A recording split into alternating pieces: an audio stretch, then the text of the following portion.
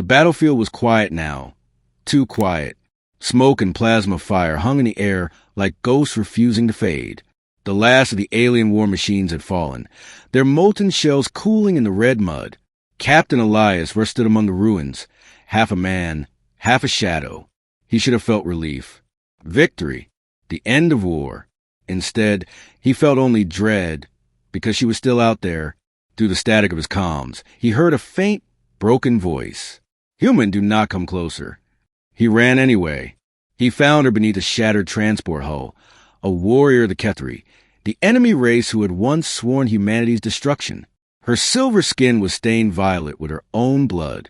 A spear, dark and humming with alien energy, pierced her chest.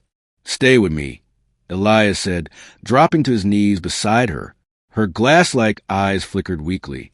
"You should not be here." "Yeah," he said with a trembling grin. "That's kind of my thing." The spear's shaft glowed brighter, and the wound around it pulsed as if alive.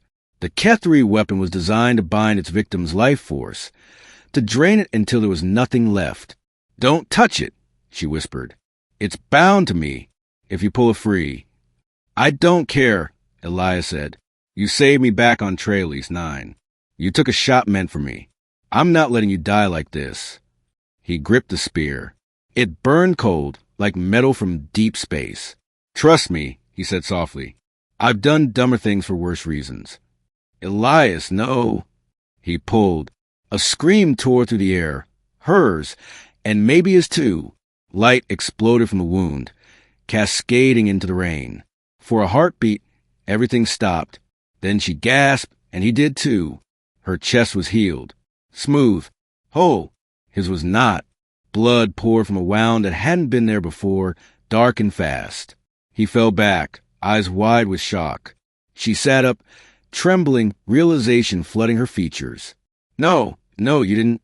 He coughed, blood flecking his lips. "Guess it worked." "You took my wounds," she said, voice breaking. "The bond transferred. You can't." "Worth it," he whispered. "You're alive." She tried to heal him, her hands glowing with alien light. But the energy rejected her. The magic, if that's what it was, recognized him now as the rightful bearer of the pain. The spear's curse was his alone. Tears fell from her crystalline eyes, sizzling as they hit his armor. "Why would you do this? We were enemies." He smiled faintly. "Not anymore." She pressed her forehead to his. Their breaths mingled, shallow and trembling. "You humans, always breaking rules, even those written into blood and stars." He managed a laugh, weak and broken. "That's kind of our thing." Around them, the rain washed away the signs of war.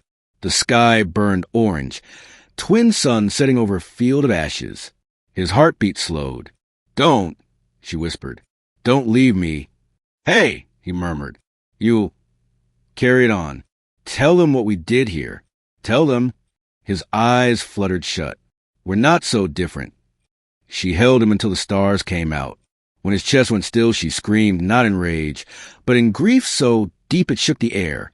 The Kethri fleet received her transmission an hour later. "He died, saving one of us. Remember his name." And so they did.